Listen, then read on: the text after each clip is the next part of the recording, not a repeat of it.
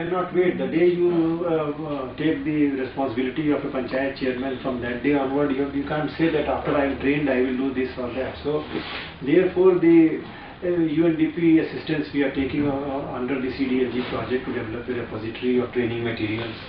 So, these states can share the best manuals or good part of some manual from here, there, and so on.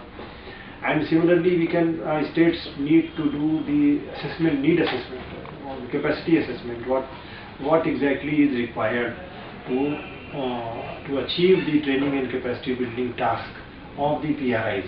So that assessment itself is a technology. That technology, if each state tries to invent or discover the technology or invent it by doing something their own, spoiling their hands and time, they will spend a lot of time in doing that. Right. I think the leapfrogging that you need to do is what I think UNDP support will be of some benefit. You are absolutely right. So that is how it is. That the UNDP with the cross-country experience, global experience, they can bring out to tell of the technology. And moreover, if a state develops some technology or some methodology for capacity assessment, for example, then they may still be falling short of missing out on some essentials which they might discover later, second year, third year. So instead of trying to learn by error for certain things which are already well established, if the international experiences are brought home, it will save time and the quality and the results will be better. So as I said, repository is one. Repository of trainers also, for example. Yes. So there are trainers in trainers, but the trainers are known locally only. Nobody knows where they are, how to contact them. And in this world, when we have got the web facility, we have got the mobile telephone facility, internet facility, email facility, we can locate their contact details and place on the website very simply. It is not that very complicated technology, but then it requires to be organized, focused. So through the UNDP project CDLG, we are trying to achieve that.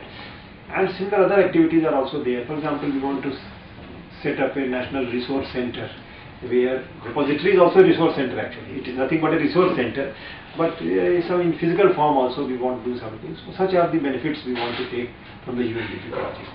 And for you, what are some of those sort of capacity development strategies and responses which the states can actually use to address the weaknesses in implementing this huge capacity development challenge?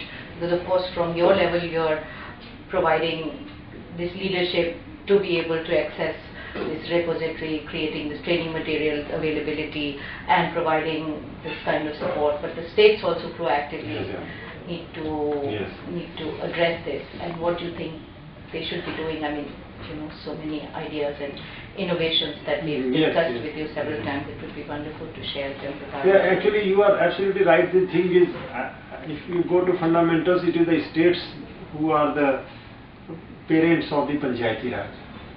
And in a way, Panchayati Raj is still in a somewhat infant stage in most states. In some states it has come of age, so to say, but in majority of these states. So, but the ministry can do the experience sharing, which state is doing better than others, so they can pass on the information. That is one of our roles. And the other critical, besides, as you mentioned, that besides the repository activities of developing repository and training material and helping in capacity assessment, the another important thing is infrastructure for training. Infrastructure, other than the training material, which is software infrastructure, the hardware part of it we can